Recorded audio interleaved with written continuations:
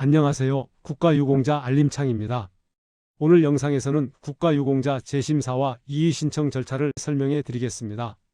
국가유공자 등록이나 상위 등급 판정은 한 분의 삶과 생활에 매우 중요한 결정인데요.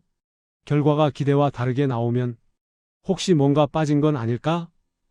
이제는 방법이 없는 걸까? 이런 고민을 하게 되실 수 있습니다. 하지만 꼭 기억하셨으면 하는 점은 처음 결과가 모든 것을 마무리하는 최종 결론은 아니라는 사실입니다. 시간이 지나 발견된 손상이나 후유증, 오래된 기록의 누락 또는 새롭게 확보한 증빙 자료가 있다면 정식 절차를 통해 다시 한번 검토를 요청하실 수 있습니다. 1. 재심사 이의 신청이 필요한 상황. 어떤 경우에 다시 검토할 수 있을까? 국가유공자 등록과 상위 등급 판정 과정은 의료기록, 부대문서, 당시 사실관계 등 여러 자료를 함께 고려해 이루어집니다. 그러다 보니 시간이 오래 흘렀거나 기록이 부족한 경우 혹은 현재 상태가 이전과 달라진 경우에는 결과가 기대와 다르게 나올 수 있습니다. 이럴 때 다시 검토해 달라는 요청이 가능한데요. 대표적인 상황을 정리하면 다음과 같습니다. 1. 오래된 기록 누락. 과거 의무 기록이 남아있지 않거나 부대 이동 과정에서 문서가 사라져서 당시 상황을 정확히 확인하기 어려웠던 경우가 있습니다.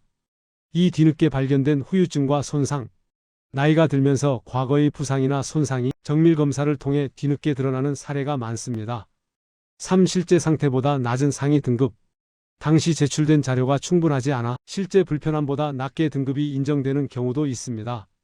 4. 공상 판정이지만 전상 가능성이 있는 경우.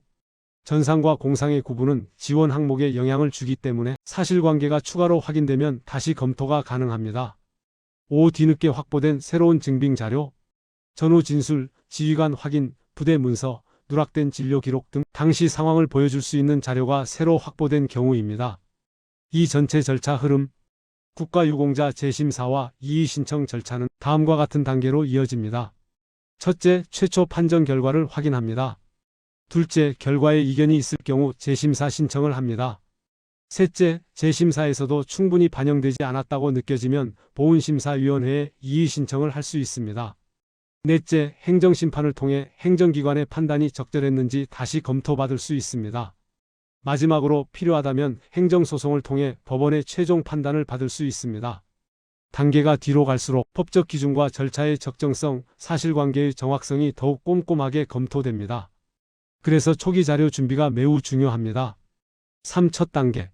재심사 신청. 재심사는 이번 결과가 제 상황을 충분히 반영한 것이 맞는지 다시 한번 검토해 달라는 취지의 공식 절차입니다. 1. 신청 방법.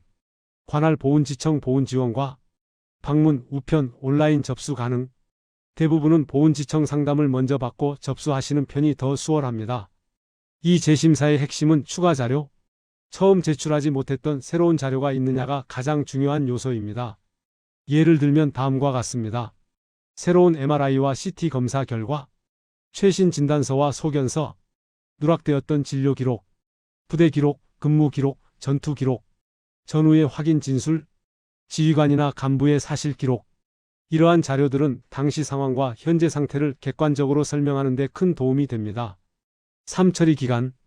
일반적으로 2에서 3개월 정도 소요되지만 사실 확인 과정이 길어질 경우 더 늘어날 수 있습니다. 4. 두 번째 단계. 보훈심사위원회 이의 신청. 재심사 결과에서도 여전히 충분하지 않다고 느껴지면 보훈심사위원회에 이의 신청을 할 수 있습니다. 1. 2단계의 특징. 보훈심사위원회는 법률, 의학, 행정 등 다양한 분야의 전문가가 참여하여 자료 전체를 처음부터 다시 검토하는 단계입니다. 필요할 경우 추가 사실 확인이나 진술 청취도 이루어집니다. 이 2단계에서 더 효과적인 자료, 상급병원 전문 진단서, CT, MRI 같은 객관적 영상자료, 전후나 상급자의 구체적인 진술, 부대 기록, 작전 기록, 재심사 이후 확보된 새로운 진료 기록. 3. 실제 나타날 수 있는 변화. 개별 사례에 따라 다르지만 이의 신청 과정에서 전상 인정이나 등급 조정 등이 이루어진 사례들도 있습니다. 물론 모든 경우에 결과가 바뀌는 것은 아니며 자료와 사실관계에 따라 달라질 수 있습니다. 5. 세 번째 단계. 행정심판. 보훈심사위원회의 판단과 달리 여전히 상황을 충분히 반영하지 못했다고 느끼면 행정심판을 청구할 수 있습니다. 1. 판단 기준. 행정심판에서는 다음 내용을 중심으로 검토합니다. 사실관계가 정확하게 반영되었는지, 법령 적용이 올바르게 이루어졌는지, 절차 과정에서 신청인의 권리가 침해되지 않았는지, 이 장점, 법원 소송보다 부담이 적고 변호사 없이도 진행 가능하며 기간이 비교적 짧은 편입니다. 6. 마지막 단계, 행정소송. 행정심판에서도 원하는 결과가 나오지 않으면 마지막으로 행정소송을 제기해 법원의 판단을 받을 수 있습니다. 1. 소송을 선택하는 이유. 사실관계에 대한 해석이 다를 때, 법령 적용에 대한 이견이 있을 때, 앞선 절차에서 충분히 반영되지 않았다고 느낄 때. 2. 유의사항. 가장 시간이 오래 걸릴 수 있으며 법률 전문가의 조력을 받는 경우가 많습니다. 3. 실제 가능성 있는 변화.